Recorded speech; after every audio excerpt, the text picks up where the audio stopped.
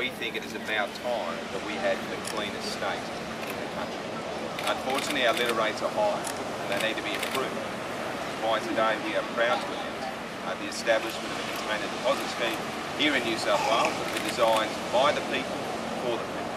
We want to consult widely with the community as we finalise the form of this scheme. We'll also be engaging with industry and also importantly environmental groups.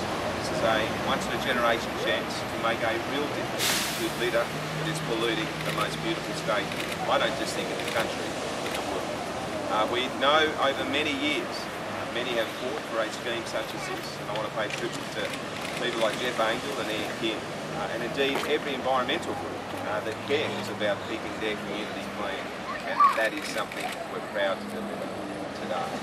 Certainly, you pay tribute, all of us have been involved in Clean-up Days, Clean Up Australia by Ian and Kiernan, a pioneering role and responsibility to remind this nation that we can't just take natural beauty for granted, we have to take action. So when we've gone through and cleaned up the bottles that have been in our waterways, in our beaches, in our communities, we've all despaired.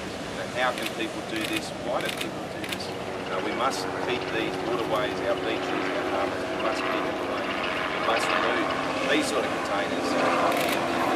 So what we wanted to do is provide an incentive for people to take those containers, and particularly when they're away from home, to take those containers and put them into one of the reverse vending machines. So that's what the scheme will be, at a minimum 800 reverse vending machines across the state, providing an opportunity for communities to keep their community clean. So I want to pay tribute to the Environment Minister, obviously Bruce Notley-Smith, a strong advocate for this over many years, along with Gabrielle Upton, the local member, as well. Rob Stokes has led this for the government. He has worked with many groups and he has played a significant leadership role in this, so I'll ask him to say a few words. Thanks, ladies and gentlemen. It's great to be here with the Premier as well as Bruce Notley-Smith and Gabrielle Upton at this historic announcement. For decades now, environment and community groups right across our state have been agitating for a container deposit scheme, and that's why it's terrific that we're able to announce today that we're initiating a process to design a cost-effective container deposit scheme for New South Wales. As the Premier indicated, this scheme will be based on the model of reverse vending machines, and we have plenty of examples from around the world that we can choose the best features to make sure that the New South Wales container deposit scheme is the very, very best in the world. We have more than 45 container deposit schemes operating in diverse jurisdictions, from Germany to the Netherlands, throughout Scandinavia and other parts of Europe, as well as various states of Canada and the United States. We're convinced that we can produce a scheme that meets the needs of the community, that reduces the scourge of litter and the environmental impacts it causes, as well as the quality of life impacts it causes by polluting our waterways and our precious parklands and other public areas. So this is a terrific announcement. We're very, very keen to work together with industry, with community groups, with local government to produce the very, very best container deposit scheme in the world. Well, as the local member for Coogee, I can't be more happy. I was the Mayor of Randwick, and I've been lobbying for and fighting for a container deposit scheme in New South Wales for many years now. But to have it locked in today, I want to pay tribute to Mike Baird for his great leadership in this, and to Rob Stokes for listening to the community. The community wants this scheme. They've been wanting it for years, and they're going to get it.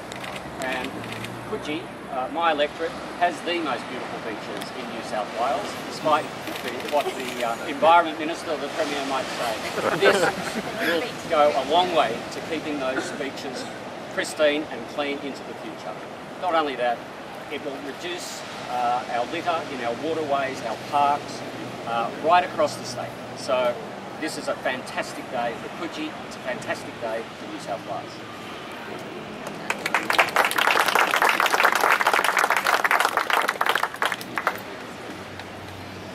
This is a good day. It's a good day for the community, and I also want to pay tribute to the thousands upon thousands of people who have helped this campaign, who have supported this campaign with resources, and who have passionately campaigned for a container deposit scheme. Undoubtedly, we will be cleaning up New South Wales.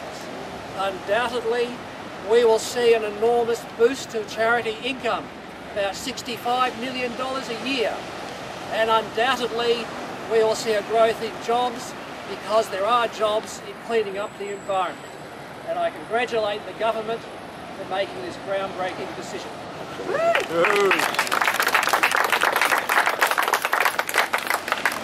Well, what great attendance, and I'd just like to go on the record to say congratulations, Premier. You have listened to the people who have been so committed to a deposit scheme. You have listened to them, and now you are implementing it.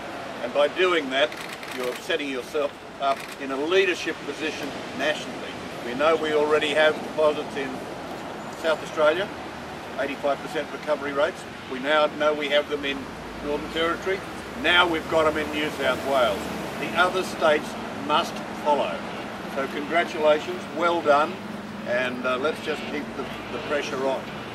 The beauty of the scheme is, instead of seeing a bit of rubbish on the beach or in the park or beside the road, you see money. Yay. It'll soon disappear. So well done, and please remember that the environment is the absolute primary issue in every single thing we do.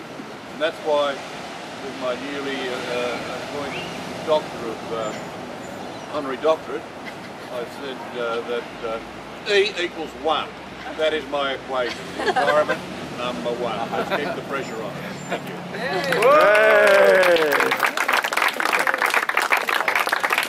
I'll just leave it there. So, Premier, can you run through how the scheme will work, the nuts and bolts of it?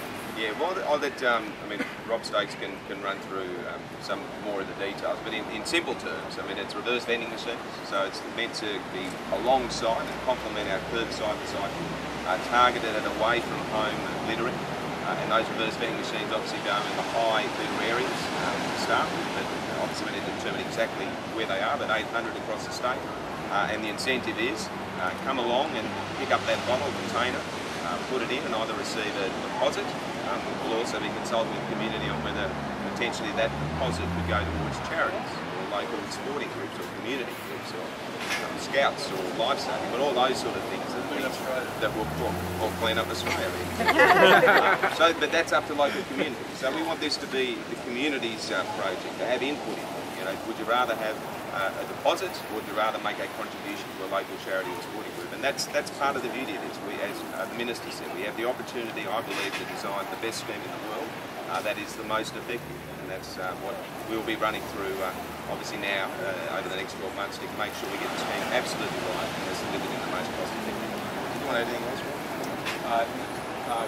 Happy to take any questions about that. Well, we've seen vehement opposition from the drinking companies. What are you going to say to them? We won. I know. I think. I mean, the beverage industry has now understood our determination to do this, and is now playing a constructive role. So, when I do appreciate the fact they are playing a constructive role, willing to contribute to the scheme, as they should.